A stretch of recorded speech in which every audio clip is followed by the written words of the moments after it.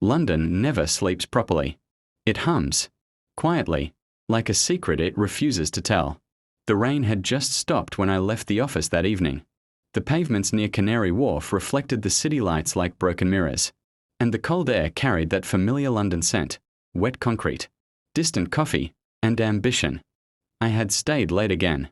Numbers, presentations, deadlines, the usual corporate battlefield.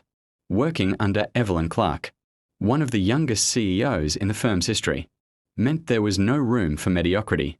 She was brilliant, precise, intimidating without ever raising her voice. And somehow, she noticed everything. I was gathering my laptop when her voice stopped me. "Still here." I turned. She stood by the glass wall of her office, heels in hand, looking far less corporate than usual. Her hair had fallen loose from its usual perfect knot, and for the first time since I'd joined the company, she looked human. "Deadlines don't scare me," I smiled politely. She studied me for a moment, as if measuring something invisible. "Come in for a minute," she said. Her office overlooked the Thames. Night boats glided slowly across the dark water, their lights stretching into golden lines. She poured 2 coffees. No assistant. No formalities. Just silence and the distant sound of the city breathing. "You work harder than anyone here," she said casually. "Someone has to," I replied. She smirked slightly. "You never flirt. Never linger. Never try to impress me like the others." I shrugged. "I'm here to do my job. And nothing else." Her tone carried curiosity, not accusation. I hesitated. "No, nothing else." She leaned against the desk, arms folded. "Tell me something honestly," she said. I nodded. Then she asked it. Not bluntly, not crudely, but directly enough to make time pause. "Are you good in bed?" I almost laughed, almost, but something in her expression told me she wasn't joking. She wasn't teasing either. She was searching, the kind of question that doesn't really mean what it asks. I could have given a clever answer, a confident smile, a flirtatious deflection, a safe joke, but instead, I told her something I had never said to another human being. "I don't measure things that way," I said quietly. Her eyebrow lifted slightly. "I think being good at anything intimate isn't about performance. It's about presence." She didn't interrupt, so I continued. "I think it's about making someone feel safe enough to stop pretending, about being patient enough to listen without words, about caring whether the other person feels understood, not impressed." Her eyes softened, though she tried to hide it. "I think intimacy begins long before a bedroom," I added. Silence filled the room again. London traffic whispered far below us. "And where did you learn that?" She asked carefully. "I didn't," I said. "I learned what happens when it's missing." For the first time, she didn't look like the powerful CEO everyone admired. She looked like a woman who carried more than success. "You don't talk much about your personal life," she said. "Neither do you." She smiled faintly. "Touché." Another pause. "Most men would have answered differently," she admitted. "Most men assume the question means the obvious thing. And you didn't."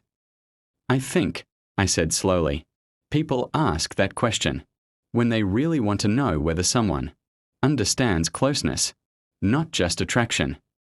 Her fingers traced the edge of the coffee cup absent-mindedly. "Do you always think this deeply?" "Only when the question matters." She looked out towards the river. "You know," she said softly, "success is a strange companion." "How so?" "It introduces you to many people, but very few who actually see you." I understood that more than I expected. "When you lead," she continued, "people don't speak honestly anymore. They perform. And you wanted honesty tonight." I wanted something real. Her words didn't feel professional anymore. They felt personal, dangerously personal. "Why ask me?" I asked gently. She gave a small laugh. "Because you're the only one here who doesn't seem to want anything from me." "That's not entirely true." "Oh." "I want to respect the person who signs my payslip," I smiled. She shook her head. "That's not what I meant." "I know." Another silence. But this one felt warmer. You didn't answer the question directly, she pointed out. I did. No, you answered something deeper. Maybe that's the only answer worth giving. Her gaze lingered on mine for a moment longer than necessary. You're different, she said quietly. So are you. She smiled at that. Outside, the city lights shimmered across the Thames like scattered stars. Do you believe timing matters? She asked suddenly. For what? For meeting someone. I think timing decides whether people become memories. Or something more. And what do you think this moment is? I considered carefully. I think this is a conversation we'll both remember. Her eyes held mine steadily. You didn't seem shocked by the question. I was. But you didn't show it. I've learned that. Sometimes people ask unusual questions because they're tired of ordinary conversations. She exhaled slowly. That's painfully accurate. She picked up her heels and walked toward the window. London feels less lonely at night, she said, because everyone is hiding something in the daytime. You speak like a writer. Just an observer. She turned back. Do you ever let anyone observe you? Rarely. Why? Because most people don't stay long enough to understand what they see. Her expression softened again. You think I wouldn't? I think you don't let many people try. That landed somewhere deep. You're very perceptive. I pay attention. That can be dangerous.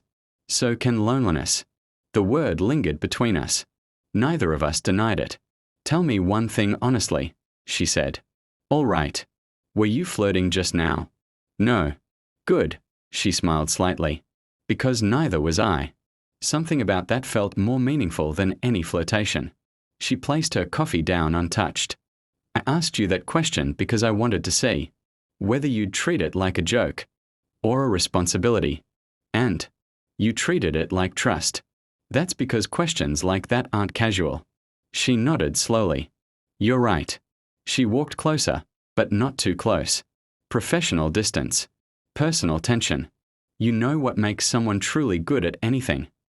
She said thoughtfully. Consistency. Care. That too. People remember how you make them feel, she continued. Even in conversations they weren't expecting. I could see vulnerability behind her confidence now, and I respected her more for it. You don't need to impress me, she said softly. I never tried to. I know.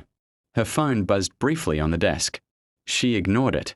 Sometimes, she said quietly, power isolates you. And sometimes honesty breaks that isolation. She smiled gently. You might be the first person here who understands that. I doubt that. No. I'm quite sure. The moment felt suspended outside of time. Not romantic. Not inappropriate. Just real. You should go home, she finally said. Long day tomorrow. Always is. As I reached the door, her voice stopped me again. Thank you. For answering honestly. Thank you. For asking honestly. She laughed softly. That's not a question I'll be asking in meetings anytime soon. Probably wise. Good night. Good night, Ms. Clark. Evelyn, she corrected. I nodded once. Good night. Evelyn. London's night air felt different as I stepped outside. Cooler. Clearer. Some conversations change nothing. Others quietly change everything. And sometimes, being good has nothing to do with performance, and everything to do with understanding what another heart is really asking. If you enjoy meaningful stories with real emotion, this one's for you. A like and subscribe for more thoughtful storytelling. Share your thoughts. Was his answer right? Turn on notifications for new stories every week. Share with someone who appreciates genuine connection.